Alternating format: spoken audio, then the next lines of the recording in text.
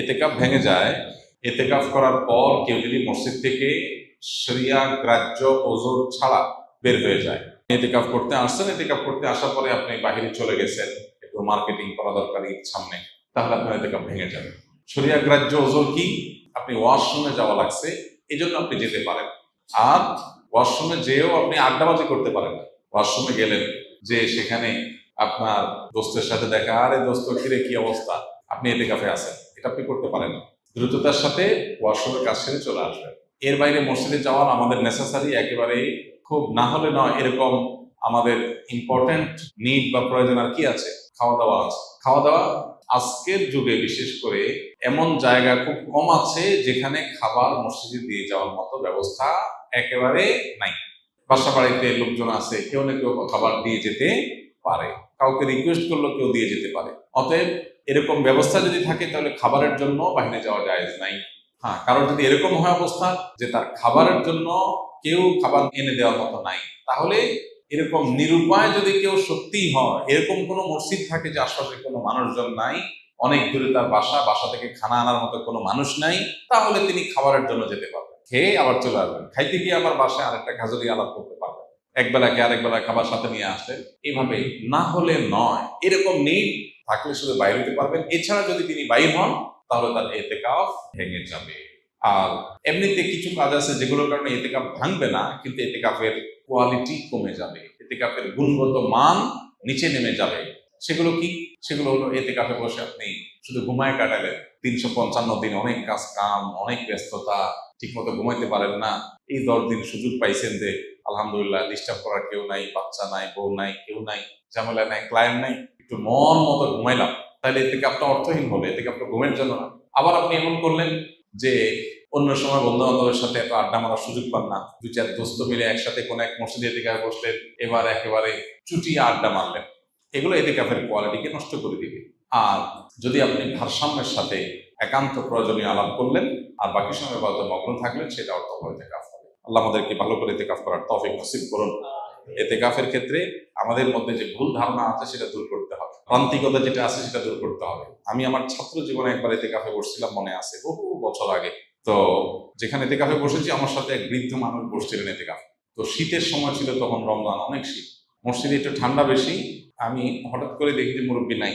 তো দেখলাম মুরব্বী কই গেল, ওয়াশরুম গেলে এত সময় লাগার কথা না, পরে তাকায় দেখি যে মসজিদের সামনে বাইরে ঘাস বিছানো মাঠ, উনি ওখানে রোদ পোহাইতেছে। পরে বললাম, মসজিদে বললাম, চাচা এতেকাফ অবস্থা তো রোদ পোহাতে বাইরে যাওয়া যাবে না। উনি খুব জোরে ধমক দিলেন, আমি ছোট ছিলাম, মাদ্রাসা পড়ি তখন, বলছে, হ্যাঁ তোমার মাথা, এতেকাফ ভাঙা এত সোজা মিয়া, আমি কি কারোর সাথে কথা বলতেছি, আমি রোদ পোহাইতেছি। এরকম ধারণা আমাদের সমাজে অনেকের মধ্যে আছে। আরেকজনকে আমি দেখছি, আমি আমার মসজিদে, উনি এতেকাফ করতে আসছেন, পরে হঠাৎ দেখি নাই, অনেকক্ষণ পরে আসছে, কেউ কই আছেন, বলে আমি ধান রোদ দিতে গেছিলাম, ধান শুকাইতে গেছি, ধান টান শুকায় আবার উনি চলে আসছেন এতেকাফ। তো যদি কারোর এরকম নিড থাকে যে তার বাহিরে কাজ করতে হয়, যেমন অফিসে জব করতে হয়, তার ছুটি নাই, কোনোভাবে ছুটি ম্যানেজ করতে পারেন নাই তিনি, তাহলে তিনি নফল এতেকাফ করতে পারেন। কিভাবে? মসজিদে গাট্টি বসকা থাকলো, যখন বাইরে চলে গেলেন তার এতেকাফ শেষ হয়ে গেল, যখন ঢুকলেন যতক্ষণ থাকলেন ততক্ষণ এতেকাফের নিয়ত করে থাকলেন, রাতের ইবাদতটা মসজিদে ভালোভাবে হয় বাসার চাইতে, সেই নিয়তে থাকলেন, এটা হতে পারে। কিন্তু সুন্নাহ মাসনুন যে এতেকাফ, সেটা হলো পরিপূর্ণ সময়টা, দিন রাত পুরোটা সময় মসজিদে থাকা। নারীদের জন্য রমজানে এমন বিশেষ কি আমল আছে যা আখিরাতে মুক্তির পথ হবে?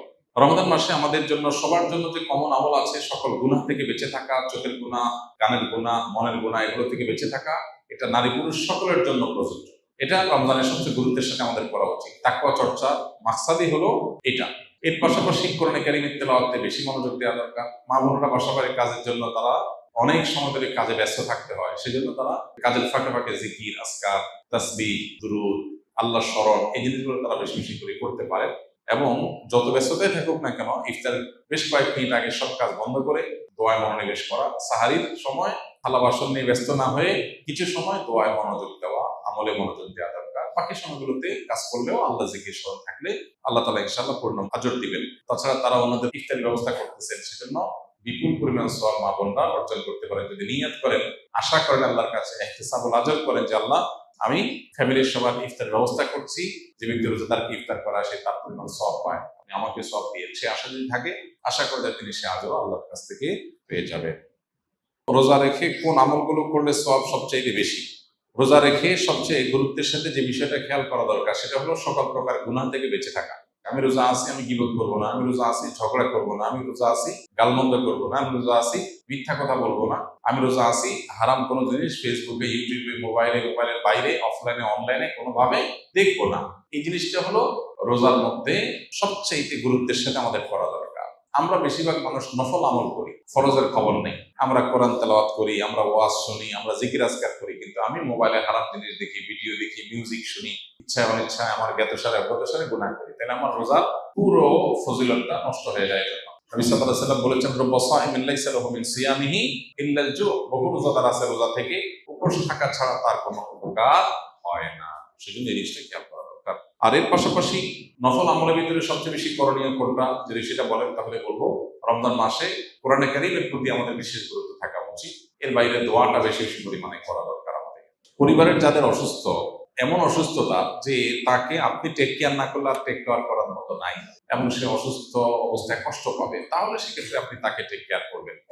আর যদি এমন হয় যে না আপনি ছাড়া আরো টেক কেয়ার করার লোক আছে, বা টেক কেয়ার না করলে তার যে অনেক অসুবিধা হবে তা না, তাহলে সেক্ষেত্রে আপনি ইতিকাফ করলেন আর তার টেক কেয়ারের জন্য ব্যবস্থা নিলেন, খোঁজখবর নিলেন, সেটা আপনার জন্য উত্তম হবে। এটা ভ্যারি করে অবস্থার উপরে। রমজানে কাজা হওয়া রোজা মা বোনরা কখন রাখা সর্বোত্তম হবে? সবচেয়ে উত্তম হলো সওয়ালের মধ্যে রেখে ফেলা, যত আগে রাখা যায়। যদি সেটা না রাখা যায়, পরবর্তী রোজার আগে আগে রেখে ফেলা উচিত। আয়েশা রাদিয়াল্লাহু তাআলা আনহা তার ভাঙতি যে রোজাগুলো হতো সেগুলো তিনি পরবর্তী রমজানের আগে শাবান মাসে রেখে ফেলতেন। তিনি এর মধ্যে রাখতে পারতেন না কেন? কারণ নবী সাল্লাল্লাহু আলাইহি ওয়াসাল্লাম তার সাথেই থাকতেন, এবং নবী সাল্লাল্লাহু আলাইহি ওয়াসাল্লাম সাথে থাকার কারণে, স্বামীর সাথে থাকার কারণে স্বামীর হাজত বা প্রয়োজনকে মাথায় রেখে রোজা রাখতে সুযোগ পেতেন কম। এদিকে শাবান মাসে নবী বেশি বেশি নফল রোজা রাখতেন, ওই সুযোগে তিনি তার রোজাগুলো রেখে ফেলতেন। এই জন্য শেষ সময় হলো পরবর্তী রমজান রাখ। কোনো কারণে যদি সেটাও কেউ না পারে তারপরে রাখলেও আদায়।